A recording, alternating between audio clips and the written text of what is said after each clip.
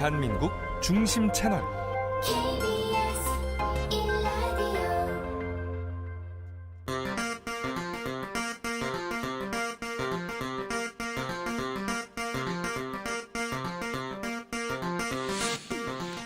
주진우 라이브.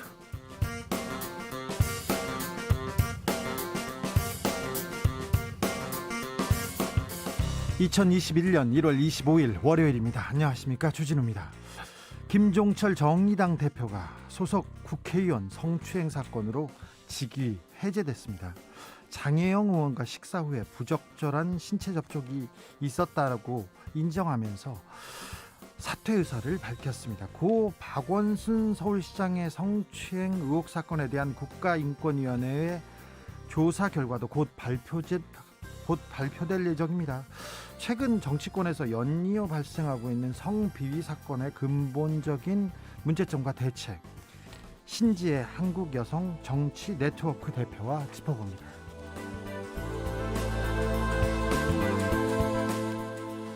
국회에서는 박범계 법무부 장관 후보자의 청문회가 열리고 있습니다. 박 후보자는 문재인 정부 검찰개혁을 완결하는 게 소명이라고 밝혔습니다.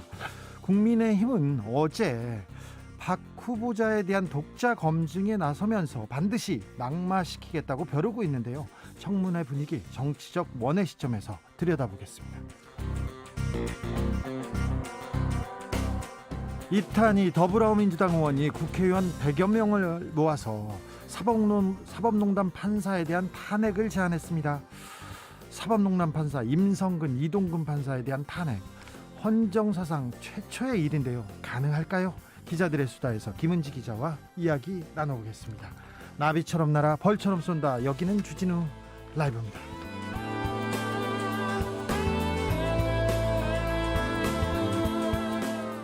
오늘도 자중자애, 겸손하고 진정성 있게 여러분과 함께 하겠습니다. 겨울이에요. 한겨울인데 봄바람이 불고 있습니다. 오늘 서울은 13도, 14도까지 올라갔다고 합니다. 봄 같은 날씨였어요. 그렇죠? 어떤 친구는 복날 같은 날씨였다고 이렇게 얘기했는데, 여러분 계신 곳은 어떤가요? 좀 봄바람이 부나요? 그런데요, 주 후반에는 다시 한겨울로 돌아간다고 합니다. 아직 겨울옷 넣지 마시고요. 옷 단단히 입으셔야 됩니다. 오락가락하는 기온에 감기 조심해야 됩니다. 면역력 잘 챙기셔야 됩니다. 주진우 라이브 들으면은요, 감기 면역력 잘 챙길 수 있습니다. 2021년 주진우 라이브 21 프로젝트, 21일 동안 매일 21분에게 프리미엄 비타민 음료 모바일 쿠폰 드리고 있습니다. 면역력 챙겨드리겠습니다. 그리고 시사상식도 계속 올려드리겠습니다. 샵 9730, 짧은 문자 50원, 긴 문자는 100원입니다. 콩으로 보내시면 무료입니다. 그럼 주진우 라이브 시작하겠습니다.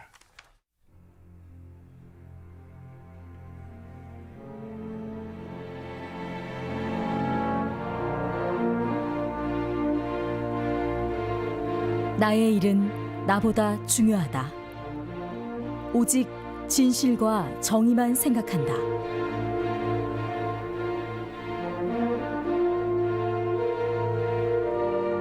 탐사 보도 기자 외길 인생 20년.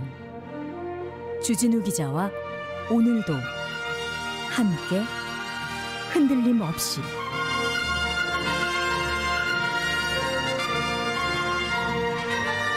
KBS 1라디오 주진우 라이브.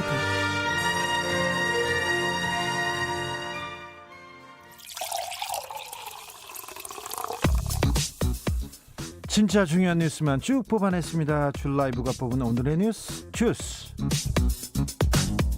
정상근 기자, 어서 오세요. 네, 안녕하십니까. 코로나 확진자가 300명대에서 잘 잡히나 했는데 다시 400명대에 진입했습니다. 네, 지난 토요일에 이어서 이틀 만에 다시 400명대가 나왔습니다. 예. 오늘 0시 기준 코로나19 신규 확진자 수가 437명인데요. 확실히 줄어드는 추세는 맞았잖아요. 네, 맞습니다. 지난 주말 이틀 확진자가 1,100명이었는데 이번 주 주말 이틀 확진자가 700명대로 나왔습니다. 그런데 그리고 사실 오늘도 어제보다 확진자 수가 줄어드는 추세였는데요. 네. 어젯밤 대전에서 한 예. 번에 120명이 넘는 확진자가 나왔습니다. 대전에서는 어떤 일이 벌어진 거예요?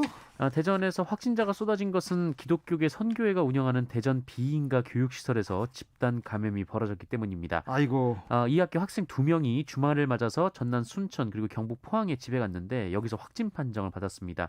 그래서 대전시가 이 시설의 학생과 교직원 146명을 전수 검사했는데 무려 125명이나 양성으로 확인이 된 겁니다. 146명 검사했는데 125명이 양성이었다고요? 이거 어떤 시설인 거예요? 뭘 한 거예요? 네, 이 시설은 비인가 교육시설이고요. 이 학생들이 여기서 24시간 생활을 같이 하는 이 기숙학교 형태라고 합니다. 인가를 받지 않고 운영돼서 교육당국도 사전에 파악하지 못했습니다. 그래도 너무 심한데요. 네, 한 방에서 20명이 집단 기숙을 한 것으로 전해지고 있는데요. 이게 원인이 될 수도 있겠네요. 그렇습니다. 이 방역 수칙도 제대로 지켜지지 않은 것으로 보입니다. 식당에도 칸막이가 없었다라고 하고요. 네, 마스크 안 썼죠? 네, 이 마스크는 또 확인되진 않았습니다만 어쨌든 이 방역 수칙이 제대로 지켜지지 않은 것으로 보이고 있습니다. 예. 문제는 이 선교회가 서울과 부산, 전남 등 15곳의 교육시설을 운영하면서 최근까지 전국 곳곳에서 학부모들이 참석하는 입학 설명회를 열었다라는 겁니다. 일부 시설에서는 교사와 학생 여러 명이 마스크를 쓰지 않은 채 밀접해 구호를 외치는 등 방역 수칙을 지키지 않는 모습도 포착이 된 상황입니다. 입학 설명회요? 여기서 확진자가 좀 더 나올 가능성이 크네요. 걱정입니다. 네네. 주말에 반려동물, 반려고양이한테 코로나 확진이 확인됐다는 뉴스를 접했습니다. 네, 이 집단 감염이 일어났던 경남 진주의 한 기도원에서 살던 새끼 고양이였는데요. 이 기도원에서 100명 넘는 확진자가 나왔는데 여기 머물던 모녀가 키우던 새끼 고양이 한 마리가 확진 판정을 받았습니다. 주인인 모녀가 코로나 확진 판정을 받은 뒤라서 이 방역 당국은 고양이가 이들에게서 감염됐을 가능성이 높다라고 보고 있습니다. 국내에서는 반려동물의 확진이 처음이지만 지난해 전 세계적으로 240여 건의 동물 감염 사례가 보고되고 있습니다. 이 대부분 확진자와 접촉을 통해 감염된 걸로 추정이 되는데 가장 궁금한 것은 혹시 반려동물에서 인간으로 감염된 것이 있는지 여부이겠죠. 그렇죠. 네, 동물들은 방역수칙을 지킬 수가 없으니까요. 예. 그런데 아직까지는 그 사례가 확인된 바 없다라고 합니다. 하지만 가능성을 배제할 수는 없어서요. 이 정부는 관련 가능성을 공개 조사하고 또 반려동물 관리 지침도 마련하기로 했습니다. 어쨌든 고양이한테 지금 사람이 코로나를 옮긴 것으로 보이지 않습니까? 네네. 아이고, 고양이야 미안해. 자, 유럽에서 백신 부족 사태 계속 이어지고 있습니다. 우리나라 다음 달부터 백신을 맞을 수 있을까요? 우리나라는 괜찮은 건가요? 네, 말씀하신 대로 최근 화이자에 이어서 아스트라제네카 백신이 공급에 차질을 빚으면서 각국의 백신 프로그램이 비상이 걸렸습니다. 이 아스트라제네카는 이 백신을 영국, 남아공, 브라질발 변이 바이러스에 맞게 조정해야 한다라며 밝혔고요. 또 화이자도 벨기에 생산시설 확충 공사로 백신 공급량을 줄인 상태입니다. 네. 그래서 관련해서 유럽 각국에서는 법적 수단을 쓸 것이다 이런 예고도 나오고 있는데요. 우리나라 같은 경우에는 이 방역 당국이 현재까지 백신 생산 업체로부터 공급 차질에 대한 연락을 받지 않았다면서 공급 계획에 문제가 없을 것이다라고 선을 그었습니다. 아이고, 코로나가 계속 걱정입니다. 루크님께서 학교도 못 가고 운동도 못 가고 소상공인 다 죽어가는데 교회에 진짜 어쩌려고 저러는 건가요? 이 얘기합니다. 걱정하시네요. 유주환님께서는 대전입니다. 확진자 수도 점점 줄고 있고 백신에 대한 기대감 높았는데 어젯밤 갑자기 엄청난 확진자 소식을 듣고 기가 막혔어요. 대전은 따뜻한데요. 따뜻해도 따뜻하지가 않네요. 이렇게 의견 주셨습니다. 오늘도 이재명 지사 재난 기본소득 관련해서 또 목소리를 높였습니다. 네, 오늘 경기도의회 임시회의가 있었는데요. 이재명 지사가 출석을 해서 이 수술비 아깝다고 치료하지 않으면 병을 키우고 자칫하면 목숨을 잃게 되는 경우가 발생할 것이다 라고 말했습니다. 이 감염병 위기 속에 경제가 손쓸 수 없는 지경으로 망가지고 나면 이 코로나를 극복한 후에도 일상으로 되돌아갈 수 없다라는 의미인데 사실 근데 네네. 이낙연 대표가 여기에 대해서 좀 선을 그었었잖아요. 네, 맞습니다. 좀 대립하는 좀 양상으로 가네요. 네, 다만 이 소비를 하되 방역에 지장이 없게 해달라는 이 민주당의 지적에 저희도 동의한다라고 말을 했고요. 또 누구의 의견이 100% 맞지 않고 우리 판단에 오류가 있을 수도 있다라면서 이 방역에 대한 우려가 최저로 되는 선에서 집행하겠다라고 말하기도 했습니다. 아무튼 코로나 기본소득 그리고 손실보상에 관련해서 지금 잠룡들 대권 주자들의 목소리가 지금 커지고 있습니다. 네. 민주당에서 손실보상 본격적인 입법에 나서겠다. 우리가 먼저 하겠다 이렇게 얘기하고 있어요. 네, 민주당은 자영업자 손실보상 쪽에 초점을 맞추고 있는데요. 오늘 민주당의 홍익표 정책위 의장이 한 라디오 방송에 출연해서 3월 내 늦어도 4월 초에 지급이 이루어져야 하지 않나라고 생각한다라고 말을 했고요. 이에 따라 당정은 2월 임시국회에서 손실보상법, 협력이익공유법, 사회연대 기금법 등 이른바 상생연대 3법을 통과시키는 방안을 추진 중이라고 합니다. 3월 내 4월 초에 이게 지급이 가능할까요? 굉장히 속도를 높이고 있습니다. 김종인 국민의힘 대표는 아예 한술 더 떠가지고 100조 원 확보해서 줘라 이렇게 얘기합니다. 네, 김종인 위원장은 오늘 이 대통령의 긴급 재정명령으로 100조 원을 확보해서 코로나 사태 피해를 지원해야 한다라고 주장했습니다.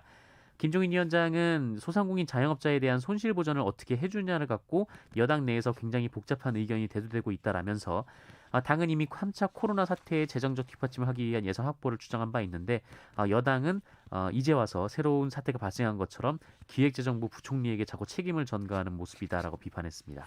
국민의힘이 그러면 손실 보상을 위해서 100조 원 확보해서 주라고 이렇게 도장을 찍을까요? 손을 들어줄까요? 그건 또 다른 문제일 건데요. 지켜보겠습니다. 한 정당 대표가 소속 국회의원을 성추행했다가 직위 해제되는 초유의 일이 발생했습니다. 충격적이네요. 네, 김종철 정의당 대표가 직위 해제된 사실이 오늘 밝혀졌습니다. 지난해 10월 당대표에 취임한 지 3개월여 만인데요. 지난 1월 15일 저녁 여의도에서 당무상 면담을 위해 가진 식사 자리에서 장혜영 의원을 성추행했고 당 차원에서 진상조사를 벌인 결과 가해자인 김종철 대표가 모든 사실을 인정하면서 당 징계 절차인 중앙당기위원회 제소를 결정하고 당규에 따라 직위 해제됐습니다. 장혜영 의원은 오늘 자신의 SNS를 통해서 마음 깊이 신뢰하던 당대표로부터 평등한 인간으로서의 존엄을 훼손당하는 충격과 고통은 실로 컸다라며 가해자가 당대표라 할지라도 정의당이 단호한 무관용의 태도로 사건을 처리할 것이라는 믿음이 있었다고 사건 공개 배경을 밝혔습니다. 김종철 전 대표는 당을 통해 입장문을 내고 가해 행위에 대해 피해자가 항의를 했고 사과를 했으나 공당의 대표로서 그냥 넘어갈 수 없는 일이라면서 향후 제 행위를 성찰하고 저열했던 저의 성인식을 바꿔나가기 위해 노력하겠다라고 밝혔습니다. 이 부분에 대해서는 잠시 후에 신지혜 대표하고 자세히 심도 있게 이야기 나눠보겠습니다. 지금 국회에서는 법무부 장관 후보자 박범계 후보자의 인사청문회가 진행 중입니다. 네, 이날 청문회에서 국민의힘 측은 박범계 후보자가 까도 나오는 양파 혹은 비리 백화점에 가깝다라면서 재산신고 누락 그리고 고시생 폭행 의혹 등을 집중 공세했습니다. 국민의힘 장제원 의원은 박범계 후보자의 고시생 폭행 의혹을 살펴보면 약자에 대한 폭력적 인식이 고스란히 드러난다라면서 강하게 비판했는데요. 이에 대해 박범계 후보자는 폭언과 폭행을 했다는 건 사실관계가 다르다라면서 적극적으로 반박을 했습니다. 해당 사건은 사법존치를 위한 고시생 모임이 지난 2016년 11월 밤에 박범계 후보자가 거주하던 서울 당산동 오피스텔 앞에서 대기를 하다가 면담을 요청하는 과정에서 일부 학생이 박범계 후보자로부터 폭행당했다 이렇게 주장하면서 불거졌습니다. 박범계 후보자는 본인보다 덩치가 큰 청년들이 밤 10시에 나타나서 제 주소를 어떻게 알았냐 하는 생각이 들었다고 밝혔습니다. 네, 이 내용에 대해서는 잠시 후에 2부에서 또 자세히 다루겠습니다. 심각한 토론이 될 것으로 보입니다. 기대해 주시고요. 자, 이용구 법무부 차관에 대한 봐주기 수사 의혹 계속 커지고 있습니다. 경찰이 봐줬나요? 네, 그 이용구 법무부 차관이 택시기사를 폭행한 사건을 경찰이 봐주기 수사했다는 논란이 일고 있습니다. 예. 이 변호사 시절에 음주 후에 택시를 타고 귀가를 하다가 자신을 깨우는 택시기사의 멱살을 그 이용구 차관이 잡은 바가 있는데 네. 당시에는 피해자가 처벌을 원치 않아서 무혐의 처분을 받은 바가 있습니다. 네. 하지만 운행 중인 대중교통기사를 폭행할 경우에는 피해자의 의지와 관계없이 이 처벌을 하게 돼 있다라면서 경찰의 봐주기 수사 의혹이 제기된 바 있는데요. 그런데요. 게다가 최근 이용구 차관이 택시기사를 폭행한 장면이 담긴 블랙박스 영상이 나오면서 논란이 커졌습니다. 이 폭행 당시 이 기어가 주행 상태로 볼 수 있는 D에 놓였다, 이 드라이버에 놓였다라는 얘기가 나왔고요. 또 택시기사가 언론 인터뷰를 통해서 사과를 받고 또 처벌을 원하지 않아서 경찰의 영상의 존재를 말하지 않았지만 경찰이 별도로 확인해서 결국 보여줬는데 당시 경찰이 차가 정차 중으로 판단해서 못 본 것으로 하겠다라는 말을 했다고 합니다. 경찰은 처음에는 블랙박스 영상을 확보하지 못했다라는 입장이었는데 이 사실을 뒤늦게 인정했습니다. 이에 경찰은 국민께 송구하다라는 입장을 밝히고요. 영상을 확인했던 경사를 대기 발령하고 진상조사단을 꾸렸습니다. 일단 경찰이 거짓말을 했네요. 네네. 우리나라의 지난해 1인당 국민 총소득이 세계 7위 안에 들었습니다. 네, 반도체 등 수출 호조세와 효과적인 코로나19 방역에 힘입어서 한국의 지난해 1인당 국민 총소득이 사상 최초로 주요 7개국 수준에 진입했을 수 있다라고 블룸버그 통신이 전했습니다. 국민 총소득 GNI라고 하는데 네네, 맞습니다. 이 블룸버그 통신은 한국의 2019년 1인당 GNI가 33,790달러로 이탈리아의 34,530달러에 약간 못 미쳤지만 2020년에는 그 이탈리아가 대규모 경제 봉쇄 때문에 약 9% 정도 위축됐을 것으로 전망된다라고 전했습니다. 네. 반면 한국은 소비자들이 지갑을 닫는 상황에서도 회복세를 이끈 수출 덕분에 다른 선진국들과 비교해서 경제적 타격이 덜한 상태로 2020년을 마감했고 또 경제 성장률도 경제협력개발기구 그러니까 OECD 회원들 가운데 가장 양호하다라고 전망했습니다. 다만 3차 대유행으로 회복세가 떨어질 가능성도 있고 또 고학력, 고소득 노동자는 경기 침체에서 빠르게 회복하는 반면 이 저학력, 저소득 노동자의 여건은 악화되는 이른바 K자형 회복이 나타날 가능성도 있다라고 전했습니다. 그러게요. 코로나로도 돈을 버는 사람들은 괜찮고 정규직들 괜찮은데 저학력, 저소득 노동자들은 굉장히 힘든 세상입니다. 네, 이분들을 위한 사회적 안전망 빨리 구축해야 되는데 걱정입니다. 자, 여기까지 듣겠습니다. 주스 정상근 기자 함께했습니다. 감사합니다. 고맙습니다. 2380님 코로나 걸린 동물은 어떻게 치료하고 처리하는지 궁금합니다. 고양이 코로나에 걸린 고양이는 현재 동물병원에서 격리 치료 중입니다. 관찰 중에 있다고 합니다. 우리 또 그 동물병원의 치료 기술을 굉장하니까 또 좀 지켜보자고요. 어떤 내용이 나오는지. 이 고양이 이름은 아직 밝혀지지 않았으나 우리가 좀 취재해서 알려드리겠습니다. 나비는 아닐 건데. 네. 3298님께서 산책 갔는데요. 왠지 봉오리가 솟을 것 같은 느낌이었어요. 꽃봉오리가 지금 꽃망울을 피울 것 같은 그런 분위기죠. 그런데 우리 정치 봄날은 언제나 올련지요. 네, 그러네요. 그렇습니다. 5476님께서는 오늘 반팔 입은 사람 봤어요. 이러다가 개나리 철모르고 피는 거 아닌가 모르겠어요.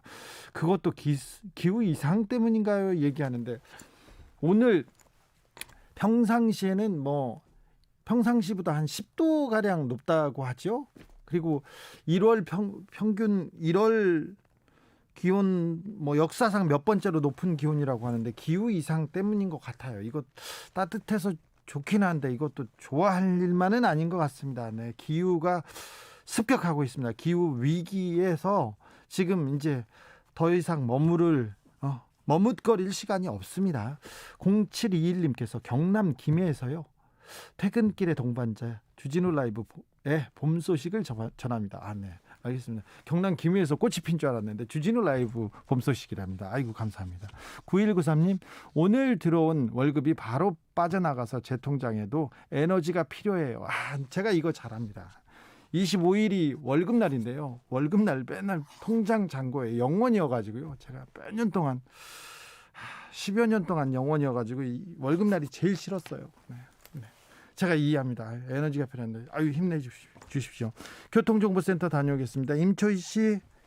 네, 이 시각 교통정보입니다. 고속도로 정체는 평소에 비해 아직까지 심하지는 않은데요. 서해안고속도로 서울 쪽으로는 영광 2터널 부근인 생봉일교 1차로에서 사고가 발생해서요. 주의해서 지나셔야겠습니다.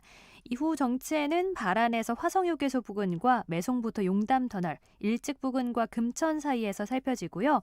평택 시흥고속도로 시흥 방면은 송산마도 일대 6km 구간 막히고 있습니다. 경부고속도로는 서울 쪽 기흥동탄에서 수원, 양재 부근부터 반포까지 밀리고요. 반대 부산 쪽은 한남에서 양재, 신갈부터 수원까지 지나기 답답합니다. 수도권 제일순환고속도로는 양방면이 송내를 중심으로 6-7km 구간씩 정체인데요. 조금 전부터 판교에서 구리 방향, 송파 부근부터 광안터널 쪽으로 7km 구간 교통량이 늘었습니다.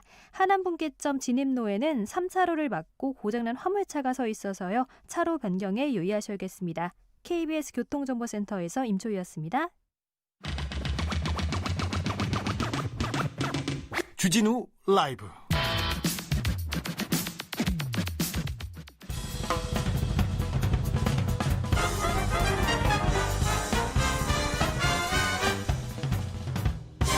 훅 인터뷰. 모두를 위한, 모두를 향한 모두의 궁금증 훅 인터뷰. 최근 정치권에서 남성 정치인의 성비위 사건 연이어 일어나고 있습니다. 오늘 전해진 김종철 정의당 대표의 성추행 사건, 그리고 지난주에는 신지혜 대표를 성폭행한 전 녹색당 당직자가 구속되기도 했습니다.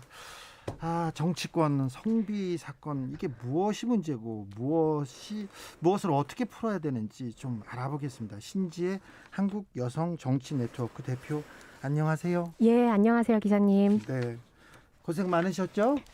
고생은요, 무슨, 네. 네, 아무튼 항상 고생 많고 응원합니다. 고맙습니다. 감사합니다. 오늘 김종철 정의당 대표가 같은 당 국회의원을 성추행한 사실이 드러났어요. 예. 사퇴까지 했는데 이 사건 보고 어떤 생각 들었어요?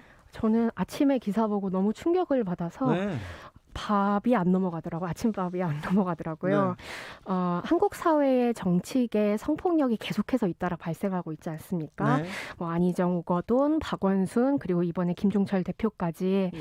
한국 사회에 사실 성폭력이 만연한 문화인데 네. 정치계도 그를 피해갈 수 없음을 보여주는 것 같고, 사실 정치라고 하는 영역이 공적 영역이고 정치인들은 일반인들보다 훨씬 더 그 도덕성을 철저히 지켜야 하잖아요. 네. 때문에 더 심각하다라고 보여지고요. 네. 그동안 정치권에서 여성 문제는 해일 앞에 조개 줍는 것처럼 다뤄져 왔잖아요. 사소한 일처럼 불려왔단 말이에요. 네. 근데 성폭력은 인권의 문제다. 그러면 그리고 시민의 생명을 지키겠다는 정치인들이 일상에서 성추행을 저지르는 것은 상상할 수도 없는데, 그리고 일어나지 말아야 할 일인데 일어나고 있다는 측면에서 정치권 내 자성이 필요한 것 같습니다.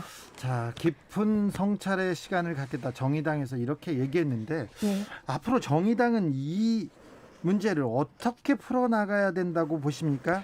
저는 다른 사건과 비교하고 싶은데요. 네. 박원순 성폭력 사건과 네. 비교하고 싶습니다. 그 박원순 전 서울시장 성폭력 사건 발생 이후에 민주당이 어떻게 대처했나를 보면 사실 사건의 해결보다는 이것을 막고, 그리고 또 2차 가해를 방조하는 모습들을 보여줬거든요. 민주당이 그랬습니까? 그렇죠. 그 사실 지금도 계속되고 있죠. 얼마 전에 우상호 의원이 4월 같은 피해자가 이제 4월에 일어난 성폭력 사건에서 재판을 했고 판결문이 나오지 않았습니까? 예. 거기서 판사분이 박원순 시장의 어떤 성추행, 성희롱을 드러내는 판결문을 썼어요. 예. 근데 우상호 의원께서 부적절하다 이렇게 네. 평하셨거든요. 네. 이제 그것들을 보면 민주당이 잘 대처하고 있지 않다는 것을 보여주고 있고요. 근데 정의당 같은 경우에는 배복주 정의당 현 부대표를 포함해서 네. 정의당 젠더인권본부가 사건 조사와 그리고 직위 해제까지 발빠르게 진행하지 않았습니까? 그래서 저는 이는 칭찬받아 마땅하다고 생각합니다. 원래 정치권 성폭력이라고 하는 것이 정치라고 하는 건 권력이 집중된 영역이기 때문에 피해자가 피해 사실을 드러낸다 그래도 조직보위 를 이유로 2차 가해가 만연한 모습을 보여주는데, 정의당은 위기를 극복해 나가는 모습을 보여주고 있는 것 같습니다. 박원순 전 시장 얘기를 해서 그 얘기로 넘어가 보겠습니다. 국가인권위에서 오늘 직권조사 결과를 이르면 오늘 발표할 것 같습니다. 네. 피해자는 마지막 희망이 인권위의 직권조사 결과다, 이렇게 얘기했는데 여기까지 올 수밖에 없었던 이유 무엇이라고 보십니까? 성폭력 사건이 발생했을 때 피해자가 구제받을 수 있는 가장 큰 구제는 사법구제예요. 네. 사법 영역에서 고소하고 고발하고 네. 또 형사처벌을 받고 민사 피해를 보상받는 것이 피해자의 회복을 위해서 가장 중요한데, 박 시장 성폭력 사건 같은 경우에는 가해자가 사망하지 않았습니까? 네. 원래대로라면 피해자가 사법구제 받아 마땅한데 그렇지 못하게 되었으니 그 인권위가 마지막 희망이라고 볼 수밖에 없는 것 같고요. 네. 그리고 여기에 저는 남인순 의원과 김영순 현 여연 상임이사의 책임을 피할 수 없는 것 같습니다. 네. 사실 유포를 했다는 점에서 피해자가 얼마 전 입장문을 냈던 것처럼 사과뿐만 아니라 정치적 책임까지 저는 모두 다 져야 한다고 생각하고요. 그다음에 제가 다른 인터뷰나 뭐 기자분들께도 말씀드렸지만 박원순 시장의 업무폰이 굉장히 중요한 스모킹건 중에 하나입니다. 이 네. 사건 같은 경우에는 통신 매체를 이용한 음란 행위이기 때문에 내부의 기록들이 좀 남아 있고 피해자도 자신의 핸드폰을 포렌식해서 일부의 자료들을 인권이나 경찰 측에 넘긴 것으로 알고 있거든요. 근데 박 시장 핸드폰을 포렌식해야 마땅한데 그리고 그 권한이 박 시장 개인이 아니라 서울시에게 있습니다. 서울시 자산의 핸드폰이라. 서울시 공용 업무폰이어서. 네, 업무폰이어서요. 그런 판례들도 있습니다. 네. 공용폰에 대해서는 지방자치단체에서 그것이 아무리 공무원의 핸드폰이라고 할지라도 들여다볼 수 있게끔 판례가 있는데 지금 서울시는 제대로 조사하고 있지 않고 민주당을 비롯해서 문재인 대통령께서도 여기에 별반 말씀 안 하시고 안타깝다만 네번 얼마 전에 말씀하셨잖아요. 그런 점에 있어서는 민주당을 비롯한 정치권과 현 서울시가 크게 반성해야 된다. 오죽하면 피해자가 인권위로 가서 사건 조사를 해달라고 요청을 하고 호소를 해야 될 지경까지 왔겠습니까? 남윤인순 의원께서는 네. 그러면 정치적인 책임을 져야 된다고 하면 네. 구체적으로 어떤 생각하세요? 피해자분이 얼마 전 입장문을 내시기를 사퇴하셔야 된다라고 하셨는데 전 그게 맞다고 생각합니다. 네, 이 박원순 시장이 사망하기까지 가장 큰 역할을 했었던 것이 그것이 의도하지 않았다고 할지라도 그 사실을 박 시장에게 공유한 장본인들 남인순 의원, 김영순 상임이사이기 때문에 그 책임을 이제 내려오는 것으로 직책에서 내려오는 것으로 져야 할 것이라고 봅니다. 알겠습니다. 박원순 전 서울시장에 대한 수사가 지금 진행 중이고요. 인권위는 심의 중입니다. 인권위 조사 결과가 나올지 어떻게 나올지 네. 기다려보고 그걸 가지고 또 전해드리겠습니다. 자, 일단은 의혹 수사입니다. 그리고요, 이 질문을 묻는 게 참 죄송하기도 한데 지난 22일이었습니다. 괜찮죠? 예. 네. 그 대표님 성폭행 사건 관련해서 1심 재판이 있었습니다. 네. 녹색당 당직자였던 남성이 대표님에게 성폭력을 가한 혐의로 징역 3년 6개월 선고받고 법정 구속됐는데요. 네. 결과 어떻게 보셨어요? 저는 이 사건을 드러내면서 재판부가 혹시나 제 피해를 제대로 인정하지 않을까봐 조마조마했어요. 걱정하고. 오히려 그 걱정을 해야 됩니까? 그렇죠. 그 가해자가 본인이 이제 중간간은 인정했지만 왜냐하면 부인할 수 없는 증거가 있었거든요. 물적 증거가 네. 있었거든요. 그것은 인정은 했지만 상해 치상 부분을 다퉜습니다. 그래서 그 신지의 피해자에게 일어난 어떤 피해는 그냥 성행위에서 그냥 늘상 일어날 수 있는 피해다 이런 주장을 하면서 치상을 부인했기 때문에 그것이 인정되지 않을까 걱정했는데 재판부께서 다행히 중간간 치상으로 법정 구속을 결정하신 점에 있어서 매우 감사했고요. 근데 저는 징역 3년 6개월이 충분하다고 생각하지 않습니다. 네. 성폭력이라고 하는 건 특히 이제 강간이라고 하는 건 그냥 단순한 이 실수가 아니라 그러면 개인의 성적 자기결정권과 자유권, 인권을 이제 모두 다 침해하는 행위이기 때문에 네. 더 엄한 처벌이 내려져야 된다고 생각하고요. 항소할 생각입니다. 네. 굉장히 어려운 일인데요. 굉장히 무섭었을 것 같고요. 그런데 이 내용을 바깥에 얘기하고 용기를 낸 이유가 있을 것 같아요. 네. 죽고 싶었어요. 왜냐하면 저는 지난 2018년도 서울시장 선거에서 페미니즘 혹은 여성 인권을 좀 이야기하면서 후보로 여러분들께 보이지 않았습니까? 그래서 정치인으로서. 신지혜를 그 여성 운동가 그리고 여성 인권 네. 이렇게 생각하는 분들이 많죠. 네. 그런데 이제 그것을 앞장서서 얘기했었던 정치인이 네. 한국 사회에 이제 성폭력 피해자가 됐다라고 그러니까요. 하는 것이 드러나면 한국 사회의 일반 분들이 어떤 이 손가락질을 할까 이런 생각도 있었고 성폭행 이후로 제가 어떤 두려움이나 트라우마 같은 것들이 있기도 했었는데요. 네.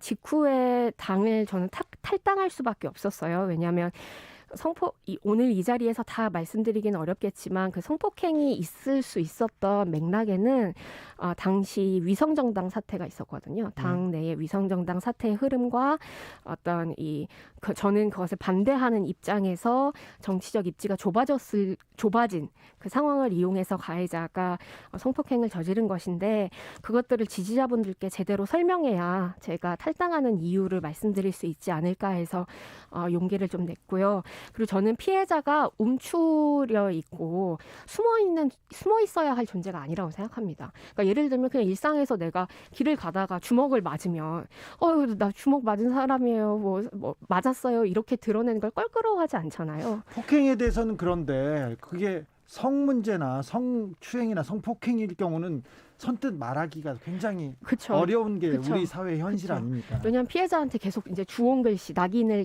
찍기 때문에 그래서 제가 이 사건이 드러났었을 때 저희 지지자분들 중에 지역에 계신 어르신 분들이 저한테 연락해서 뭐라고 하시냐면 그냥 잊어라.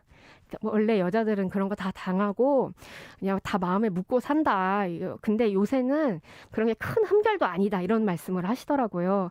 저는 성폭력 사건은 개인으로선 잊을 수 없고 사회로선 잊어서는 안 될 일이라고 생각합니다. 그래서 제 피해를 드러내고 과거의 폭력을 제대로 처벌하고 피해자와 우리 한국 사회는 그 성폭력을 뛰어넘어서 우리 사회를 바꾸는 그리고 미래의 폭력을 막는 역할을 할 수 있다. 이런 메시지를 좀 드리고 싶었고 그리고 많은 분들이 홀로 성폭행 사건의 피해자로서 살고 계신데 무기력하게 있지 않고 용기를 내서 싸운다면 함께 지지하고 싸울 이들이 있다라고 하는 것도 보여드리고 싶었습니다.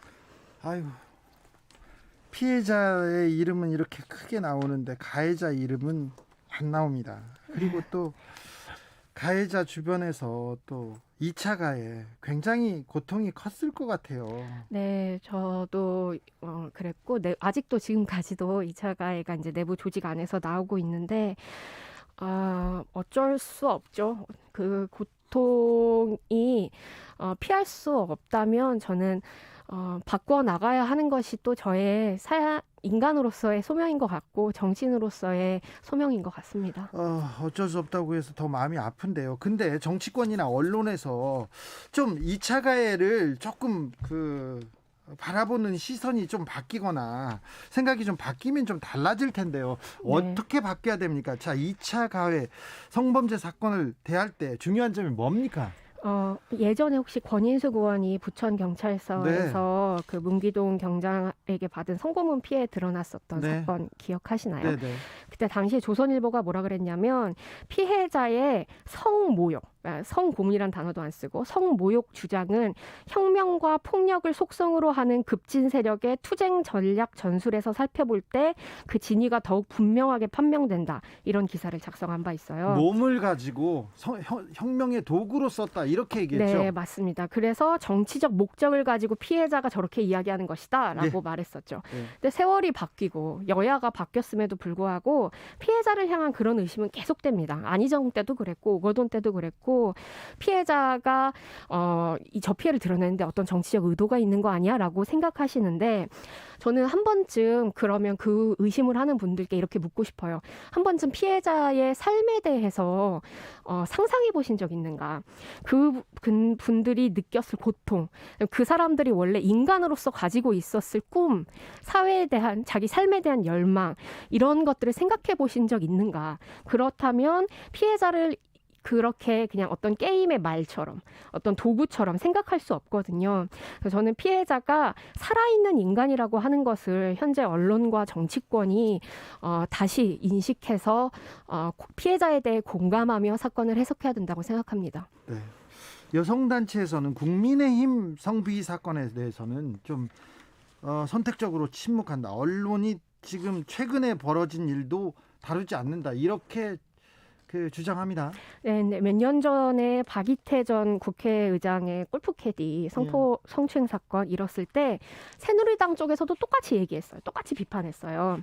그러니까 저는 이런 일이 반복됐을 때 다른 사람한테 왜 나무라지 않냐 이렇게 얘기하는 게 아니라 그리고 그게 결국은 똥 묻은 개가 저기도 똥 묻었다고 계속 이야기하는 꼴이라 선택적 침묵을 비판하기 전에 자기 똥부터 잘 닦아야 된다고 생각합니다. 알겠습니다.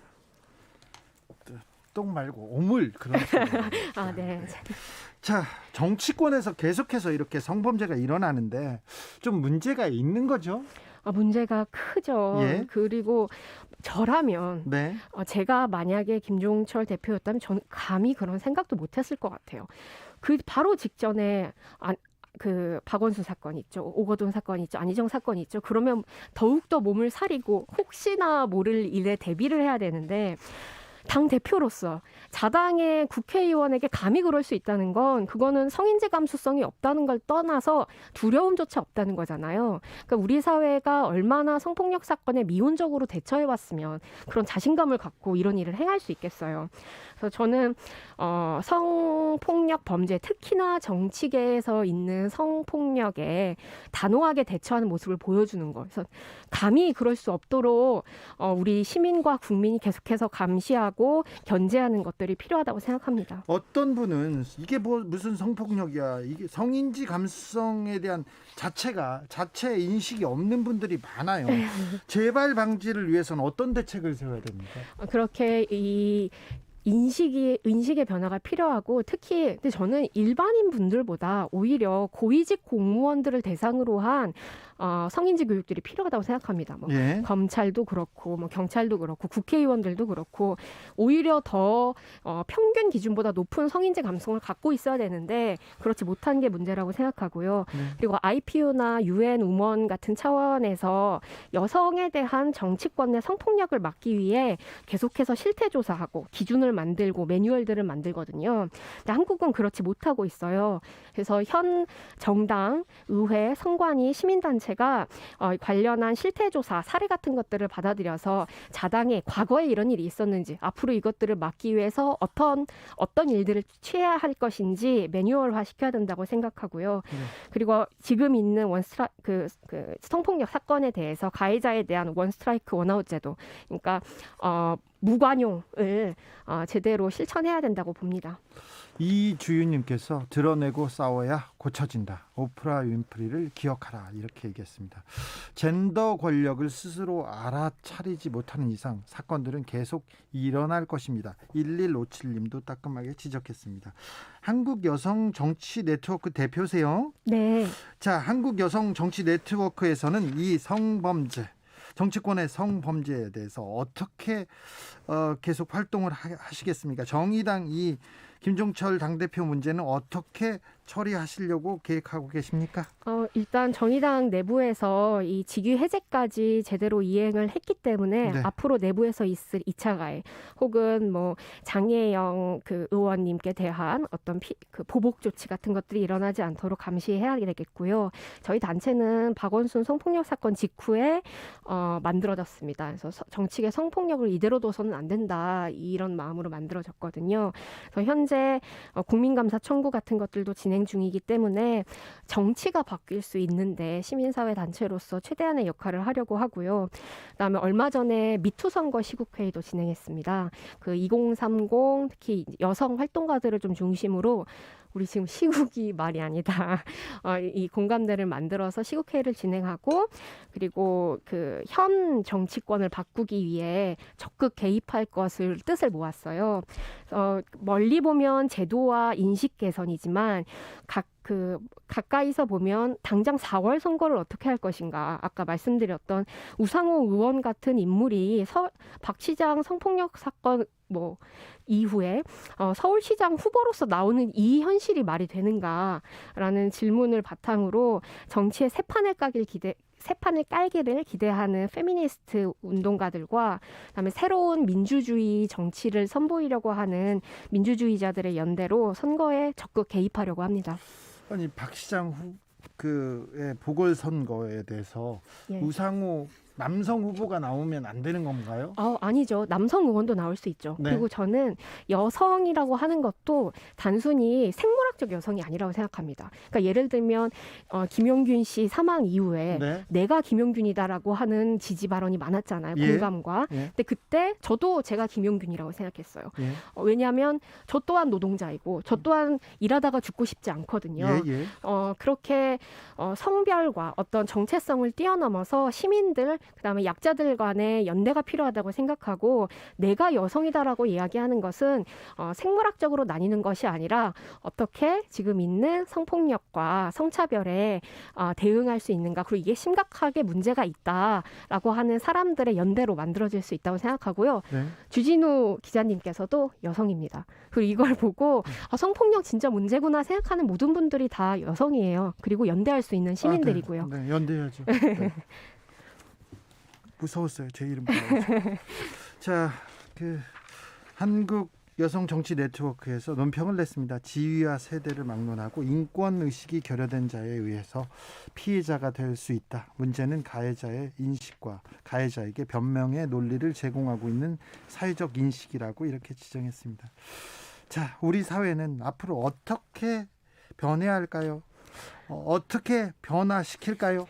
이번에 장혜영 의원님께서 입장문을 내면서 여성 동료를 그냥 같은 동료, 인간으로 취급하지 않는 문화 때문에 이 성폭력이 발생했다라고 말씀해 주셨는데요. 전 같다고 생각해요. 자신의 성적 욕망을 충족시키기 위해 내 앞에 있는 여성 혹은 다른 인물들을 추행하고 희롱하고 성폭력을 저지르는 건 있을 수 없는 일이죠. 같은 인간이라고 생각하면 절대 할 수 없는 일이죠. 피해자뿐만이 아니라 나 말고 다른 이들도 똑같은 인간이다라고 하는 인식들이 좀 있어야 될 것 같고 저희 한국 여성 정치 네트워크를 비롯해서 저는 제도와 문화와 그다음에 정치를 바꾸기 위해서 논평 내기는 수준 하위 단계에서부터 높게는 이 정치권 판을 바꾸기 위한 노력까지 끊임없이 하려고 합니다. 네, 여러 활동 하시는 거 응원하겠습니다. 무엇보다도 좀 행복하셨으면 좋겠어요. 네, 저 아까 그리고 박원순 성폭력 사건 건 때문에 많이 고민하시고 댓글이 많이 아마 달리는 것 같아요. 의혹이다 이렇게 아닌가 실시간으로. 잘 모르겠습니다. 아닌가요? 저는 댓글까지는 못 보고 있습니다. 네. 근데 저는 박 시장님이 돌아가신 것에 대해서 매우 안타깝게 생각해요. 그리고 성폭력 사건은 언제든지 비일비재하게 벌어질 수 있는 일이라고 생각해요. 가해자라고 해서 인간 말종이라던가 우리 사회에 다시 복귀돼서는 안 되는 존재가 아니라 죄가 있으면 그 죄를 받고 법에 맞게 받고 다시 우리 사회로 복귀하고 피해자는 그동안 회복되고 일상으로 돌아갈 수 있도록 만드는 게 우리 사회에 필요한 문화라고 생각하거든요. 그래서 박 시장님의 죽음은 안타까우나 그분의 잘하신 일 너무 많죠. 네. 공적 과업을 넘어서 사적인 것을 공과를 넘어서 잘못한 것이 있다면 그리고 이 성폭력 사건이 피해자가 이야기하는 피해 호소가 사실로 드러나게 된다면 저는 2차 가해하셨던 분들에 대한 그만한 처벌도 있어야 되겠고 네. 우리 사회에 피해자를 의심하거나 아니면 입을 막는 이러한 그 사례는 없어져야 된다고 생각합니다. 아무튼 박 시장 관련해서 성폭행 의혹 사건에 대한 명확한 진상 규명이 먼저인 것 같아요. 그리고 조사를 보고 또 인권위 심의를 보자고요. 그리고 또 좋은 결과가 나오면 좋겠어요. 네, 그리고 묻겠습니다. 네, 지금까지 신지혜 한국 여성 정치 네트워크 대표였습니다. 감사합니다. 네, 말씀 들어주셔서 감사합니다.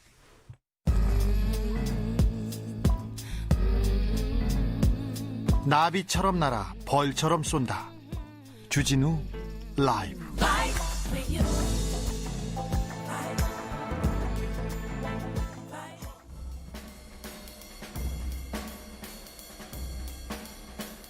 느낌 가는 대로 그냥 고른 뉴스 여의도 주필. 10년 내 가장 큰 위험 요소는 전염병입니다. 경향신문 기사인데요.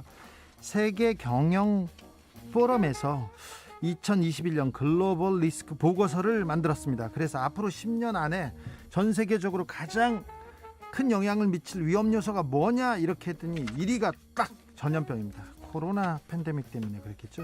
2위는 기후변화 대응 실패, 3위 대량 살상무기, 4위 생물 다양성 감소, 5위 천연자원 위기, 6위 인간에 의한 환경 파괴, 7위가 돼서야 고용과 생계 얘기가 나옵니다. 그리고 기상이변 나오는데 기후 위기와 관련된 게 한 4개, 5개 정도 꼽힐 정도로 기후 위기를 가장 큰 위기로 보고 있구나 이렇게 생각합니다.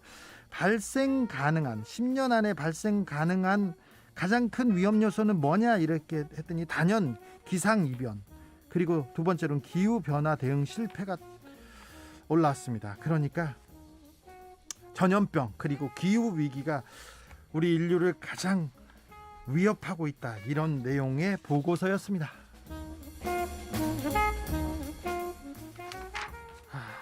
마지막일지도 몰라.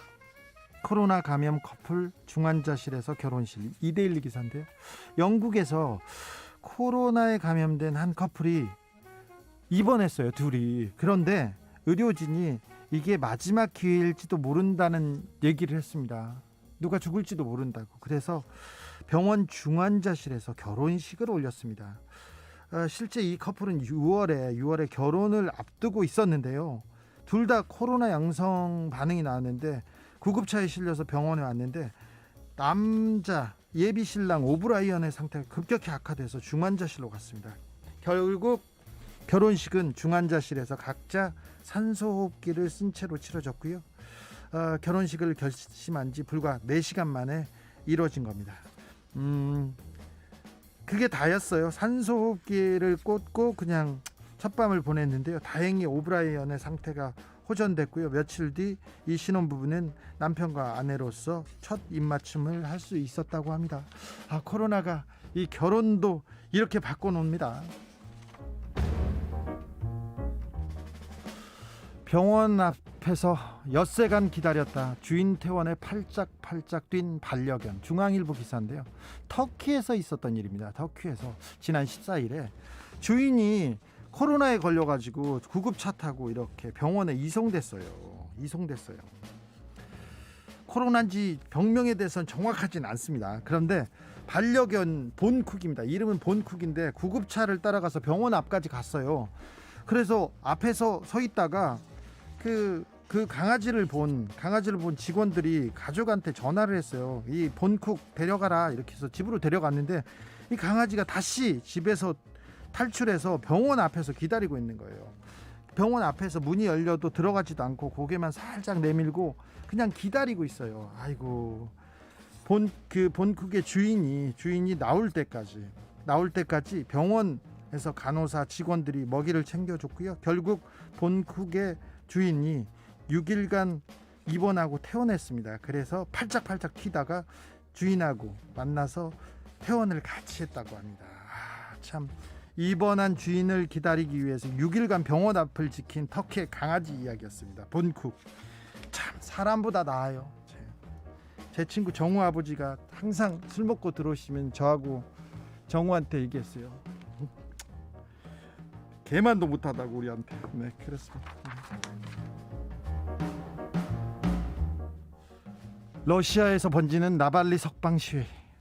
헤럴드 경제 기사인데요. 러시아의 야권 운동가 알렉세이 나발리 석방을 요구하는 시위가 러시아 전역에서 벌어졌습니다. 영하 20도, 막 10도, 30도 이렇게 되는데도 시위가 벌어졌대요. 모스크바에서는 2만 명, 상페테르부르크에서는 1만 명 석방 시위에 참여했는데, 그래서 시위자 중에 3,500명이 체포됐다고 그 NGO에서 발표했습니다.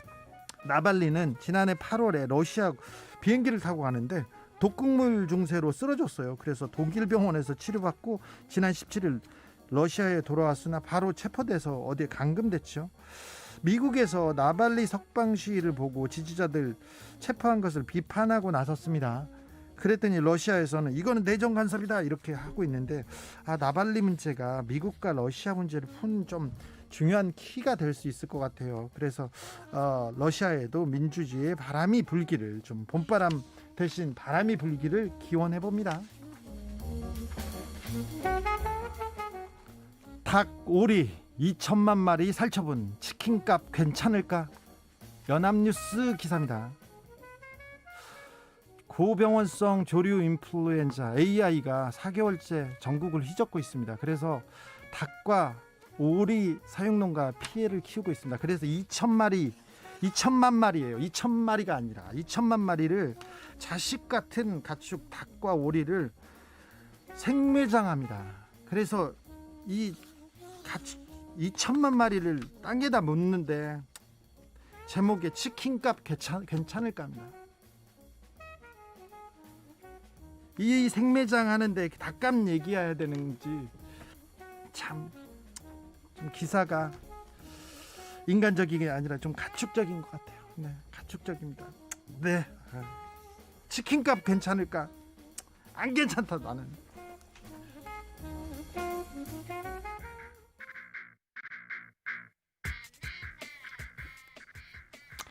체리 필터의 오리 날다 들으면서 저는 잠시 쉬었다 6시에 김은지 기자 돌아오겠습니다. 굉장히 중요한 내용을 들고 옵니다.